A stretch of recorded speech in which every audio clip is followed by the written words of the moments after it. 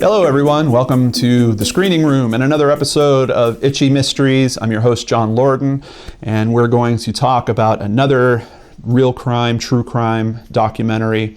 Today we are discussing Shenandoah, which was not to be confused with the 1965 film about the Civil War.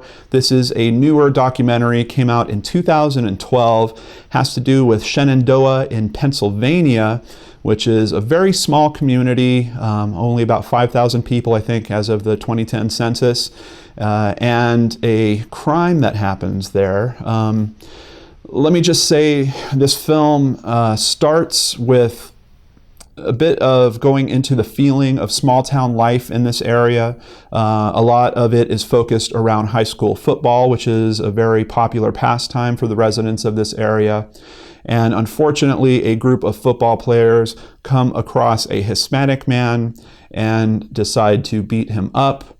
During this, one of them seems to go too far and he is killed.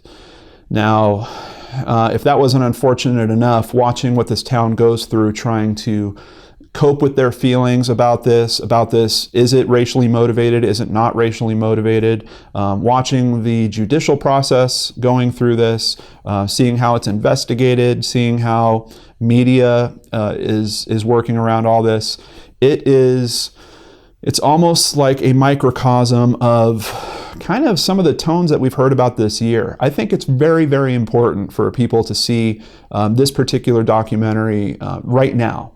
It might have come out even a little bit ahead of its time.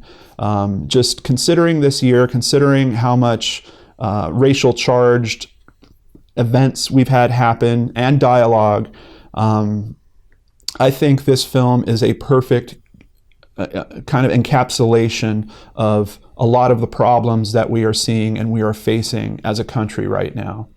And in the context of this story, it's kind of tough because this town is going through being hit by a bad economy. It's actually downsizing. The 2000 census noted that there was 5,500 people living there, and by 2010 that had dropped 500 people, which you'd say, well, it's only 500 people. Yeah, but there's only 5,000 people there total. That's a pretty significant number. And outside of that, between those two censuses, you have the Hispanic population at less than 3% in the year 2000 and more than 16% by the 2010 census. So the culture is definitely going through a shift there. And what looks like it was pretty much predominantly white is now changing rapidly, and some of those people are really having trouble coping with it. Outside of that, you have the story of these football players, and one in particular really trying to do the right thing, and you get to see the kind of the turmoil and the trials that he goes through in trying to do that right thing.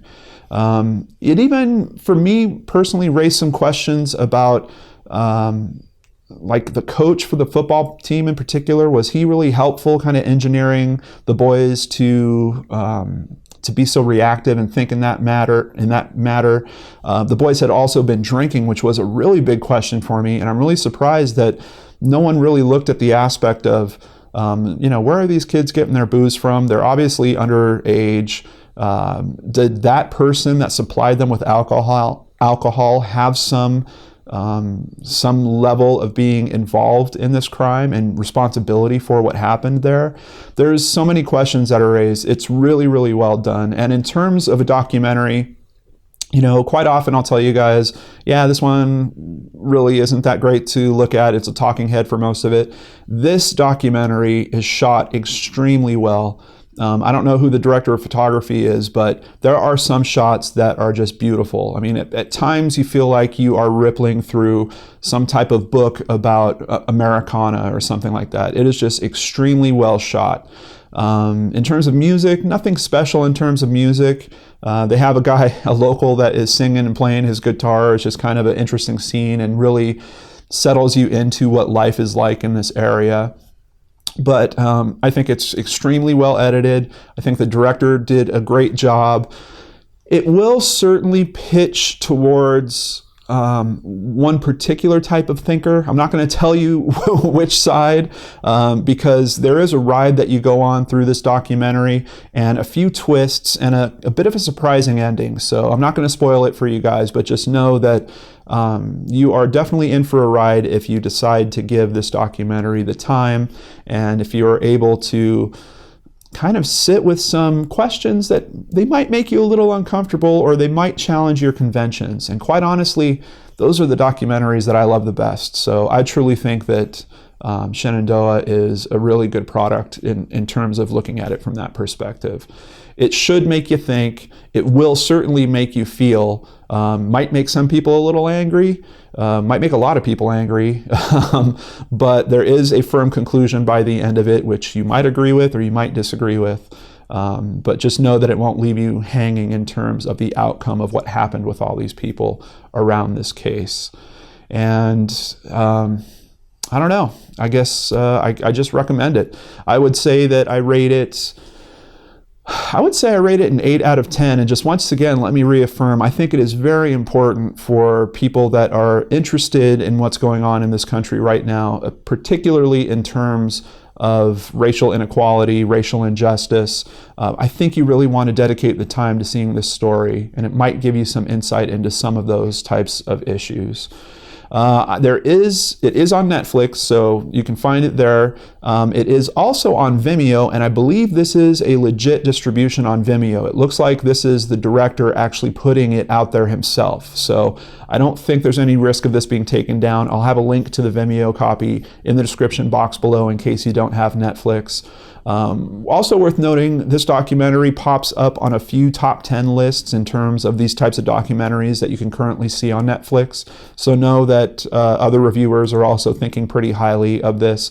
I believe on IMDB it rates, I think it's just under a 7, but as I told you guys, I think it's pretty important nowadays, and it came out, I believe, just a little before its time, but thankfully that means that it's easily accessible for all of us to review and share with friends nowadays. So I hope you will consider doing that.